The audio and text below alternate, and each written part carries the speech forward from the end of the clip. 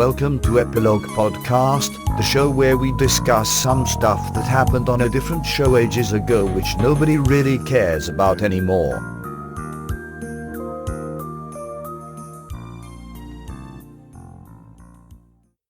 Hi, I'm Portponky. And I'm LeBloc. Today, we're discussing Farscape, Season 2, Episode 1, Mind the Baby. The crew regroup and try to manage Talon's loyalties.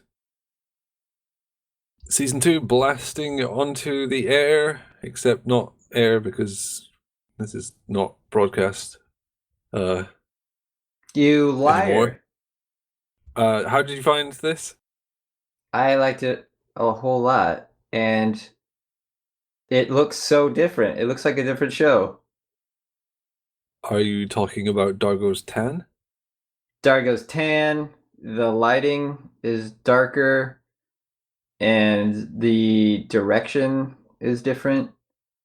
Or maybe it's all in my head, but visually it looked strikingly different. Almost as if they had to use a completely different studio. Oh, is that what it The is? special effects were also done by a different studio. Okay, it looks so different. Better or worse? Better. I agree on both parts.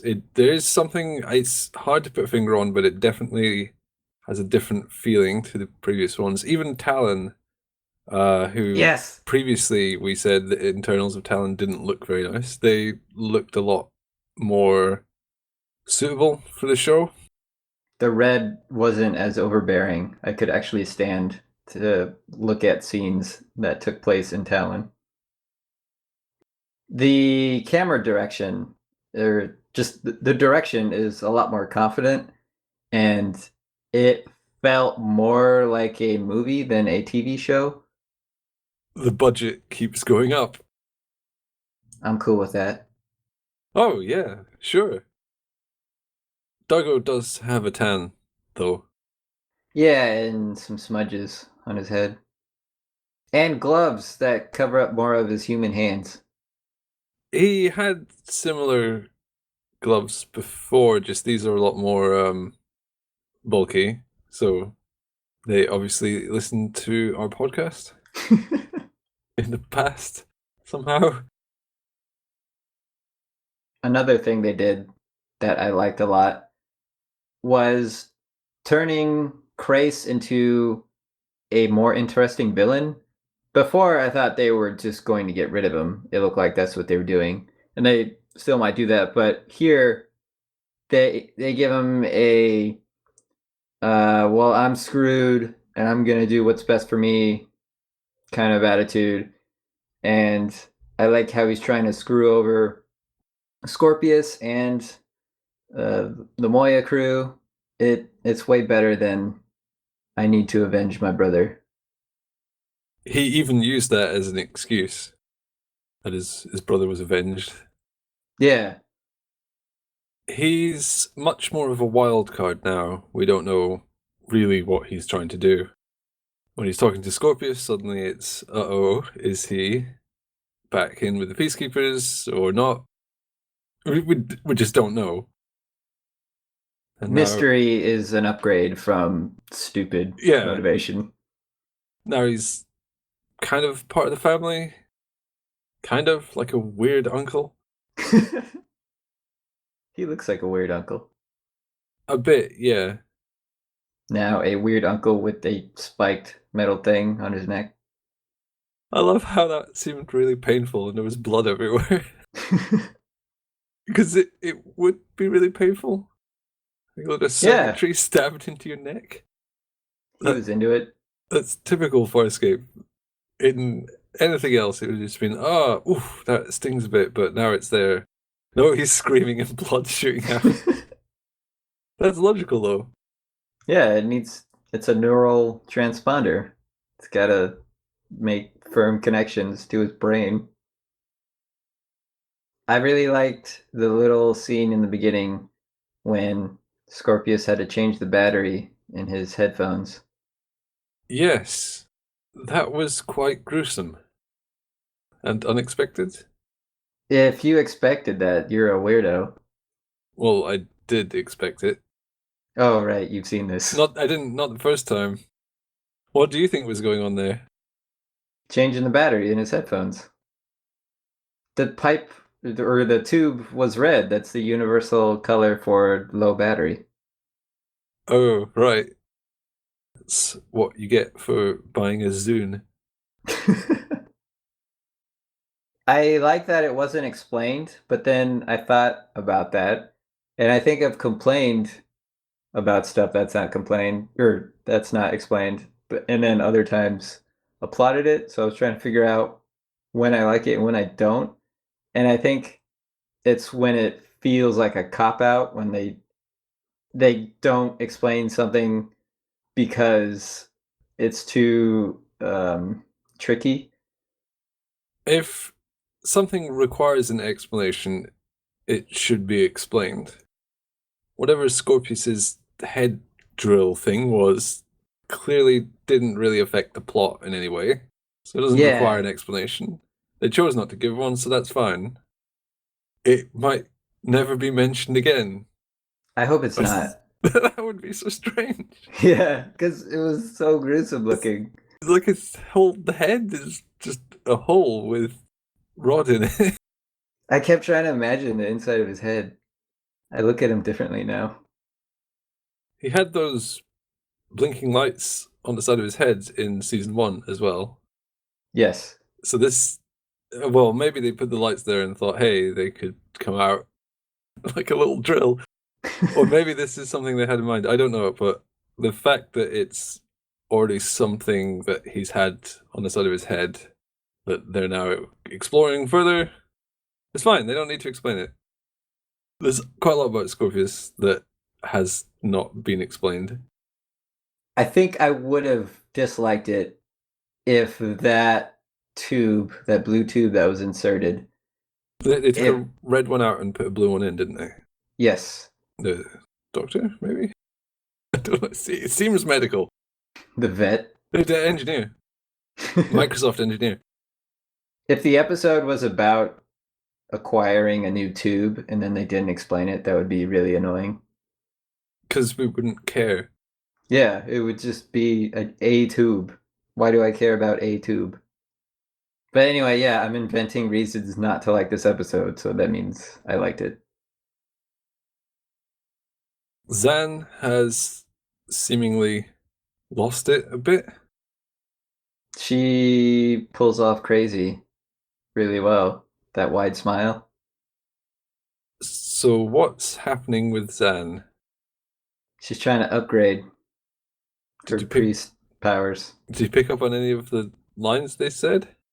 No. Good job. It's No easy to miss. Gianna mentions about what happened to Zan on Litigara. So something happened to Zan. And I got that much. She's gone very happy clappy.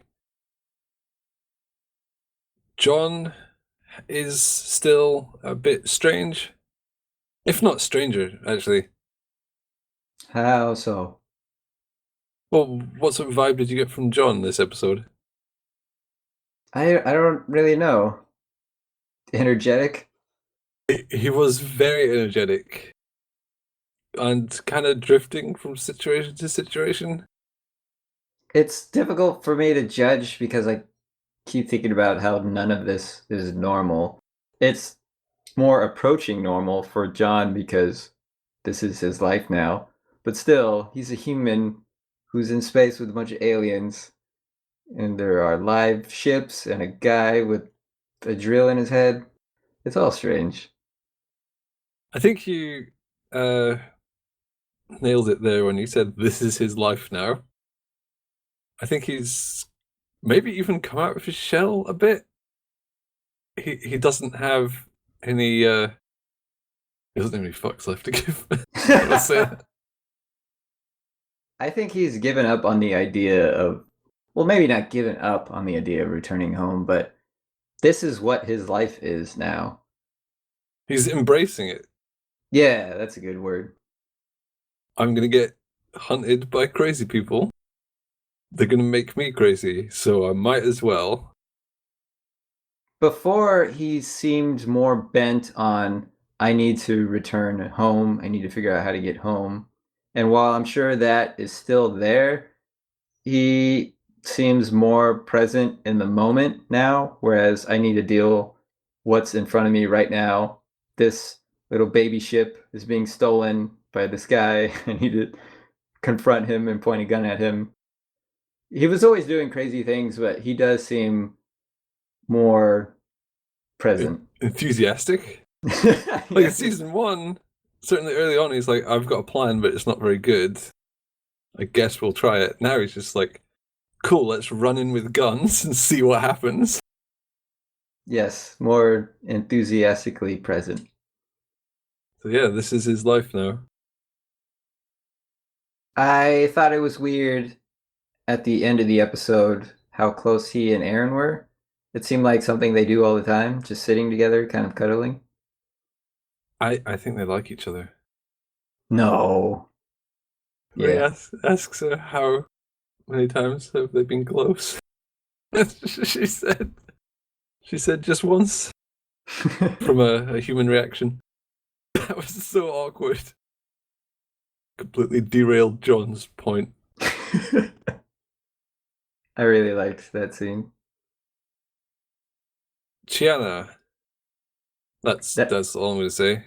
Take it away. Okay, that's all you need. She had a gun. Yes. And then she did a giant leap of happiness. I like how she pointed the gun at John and demanded he proves that he's John. That's fair. It's okay, but what that does is it ruins every other sci-fi show.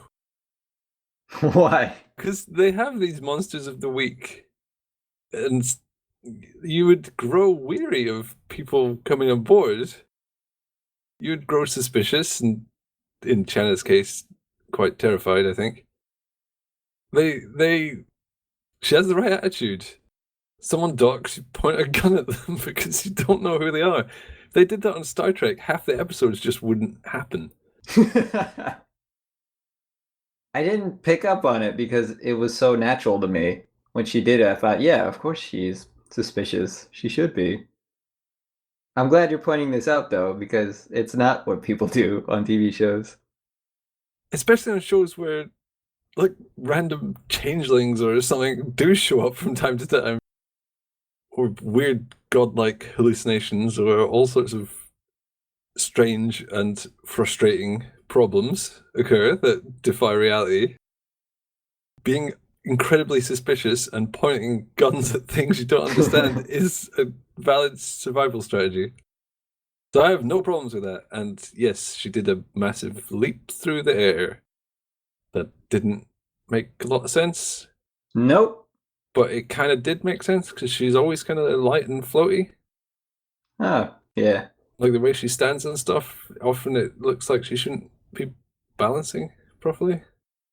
Yeah, she always seems a bit off. Like she weighs very little. Like weirdly little, like she's not particularly dense.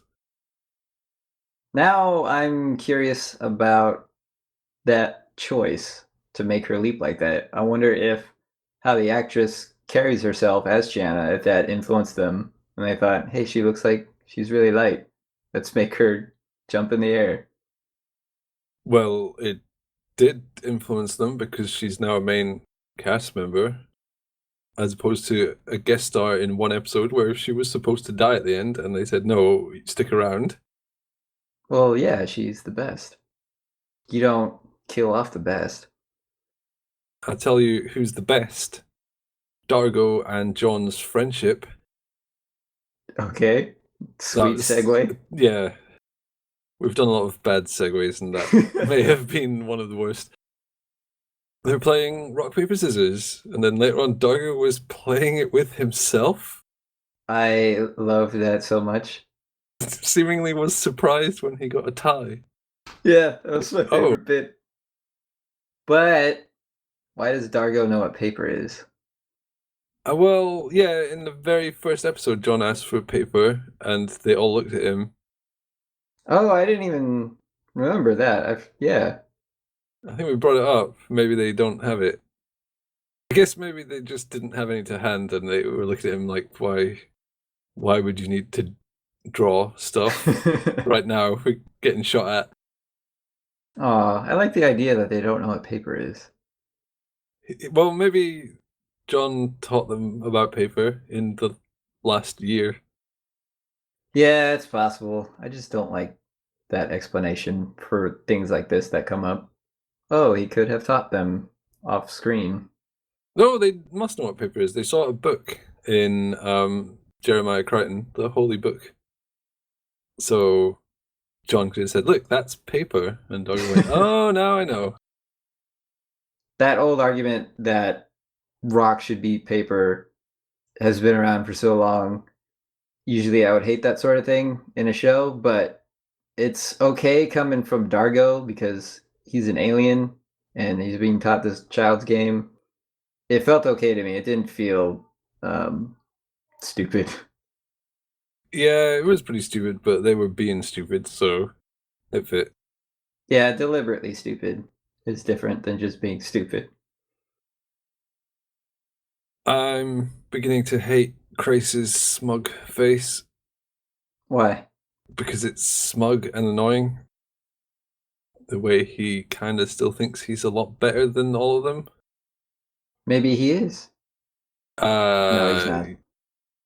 Don't worry. Scorpius will put him in his place. Scorpius does not care for Crace. I like how I'm telling you not to worry when you've seen the show and you know what happens. Scorpius I have a feeling. saw through Crace's ruse immediately, which is almost to the point of convoluted script writing. His reasoning was really good, though. Yes. It would be such a sweeter revenge for Crace to not reveal if he had killed Crichton and then he didn't tell Scorpius. Scorpius would be left searching for this dead person, and it would be this fruitless endeavor, and who knows how long it could go on. That's way better than just telling him, "Oh yeah, he's dead." I like that Scorpius acknowledges that no one would want him as an enemy. Wait, he did? He said something along those lines. You can't be as good as Scorpius and not be aware of it. Michael Jordan knew he was good at basketball. That reminds me, why was Scorpius playing with a little mesh metal ball? I don't know. In terms of plot situation, this sort of mirrors season 1. They're escaping on Moya, and a command carrier is chasing them. Pretty much exactly the same as they were a year ago, except they also have a gunship with a Crace on it, and the command carrier is powered by Scorpius. And the one twist is that Scorpius wants specifically John alive. Which, well, that's not too different because Crace wanted John alive as well. So he did? I thought he wanted him dead, no matter what. I can't remember if he said this, but I think he wanted to personally beat up Crichton, didn't he? I don't remember. Maybe I'm backfilling that to give Crace more depth. I think that's what's happening. So after all the stuff they did, they really haven't progressed much. Or really at all. Yes, they have. Have they? They have Chiana now. Okay. Is that a good trade-off for swapping Crace for Scorpius? Yes. Is it? I think you're biased. You're too biased. Chances are they were eventually going to die versus Crace. And yeah, those chances increase with Scorpius, but at least they'll have more fun along the way. Oh, come on. I think they could have outrun Crace forever. Yeah, but he was part of the Peacekeepers, and the Peacekeepers are more intimidating. I think someone eventually would have realized how inept he is and then replaced him. But then they would have killed off the Kill Crichton program because it was pointless. Okay, so you're playing a game of street basketball. Okay. Would you rather have Crace on the opposite team or Scorpius on the opposite team and Chiana on your team. This is so difficult. See, that's what I'm getting at. What do the uniforms look like? Do you usually bring uniforms to street basketball? Obviously, I play street basketball all the time. Look, you get better at street basketball playing people who are better than you are, so I would want to play against Scorpius. You die. Yeah, but I would get better, and I would have Chiana on my team. You die, though. He'd slam dunk everyone's decapitated heads or something.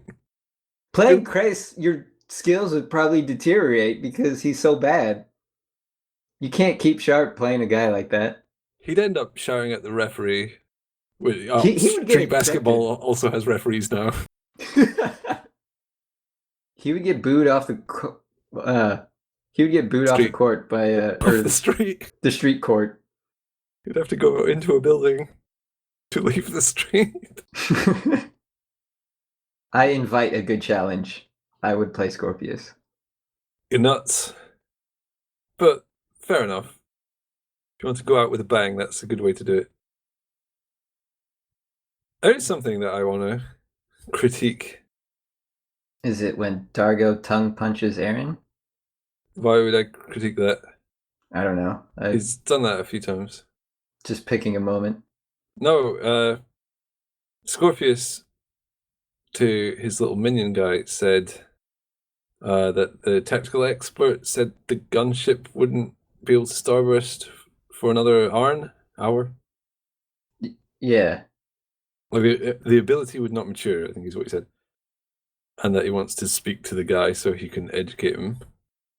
But 1 hour for a living creature exhibiting a behavior is pretty accurate. Yeah, I misinterpreted that line. I forgot that Arn meant hour. I thought Arn was a longer length of time, so it made sense to me. But if it's an hour, that's silly. I don't think it's exactly an hour, but it's some unit of time that's similar to an hour. Yeah, anything close to an hour, that's really accurate.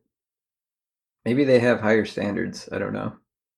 But this is like saying when your child will say their first word or take their first step. Yeah, and getting it on the day. Yeah, called it to within an hour. You wouldn't say, right, it's unacceptable. This is way off. Scorpius has unbelievably high standards. Maybe that's what we're supposed to take away from this, that he's unreasonable. Even if you get within an hour of predicting a biological function, he'll still be annoyed. Yeah, if he had been doing it, he probably would have got it correct. I don't know. I just imagine he would have got the right answer somehow. I don't know. He doesn't seem very scientifically minded, though. Or forgiving. No, not really. He's not going to tell you, hey, good job, buddy. You got it within the Arn. He doesn't seem one for sort of praise-based morale systems. No. A company barbecue with him would be a nightmare. I wonder what kind of apron he would have. What kind of joke would be on it? If we keep watching the show, no doubt we will find out. Fetch me some batteries. What? For his head? Oh, right. Do you have a quote from the show which you would like to share? May your afterlife be almost as pleasant as mine. Good old Rigel. That's when the Prowler was coming in. Yeah. Rigel got a couple zingers out, although he didn't really do anything in this episode. He was overcome with emotion upon the return of presumed dead teammates. John was giving him a sort of Heimlich style thing. He Yeah. stop practicing medicine on people that are not human. I worry that he's going to kill someone. Yeah, you might crush one of his 3 stomachs. Or just crush his face. Or his eyebrows. His sturdy eyebrows. let's watch the next episode. That's a good idea. Okay. Let's do it. Doing it.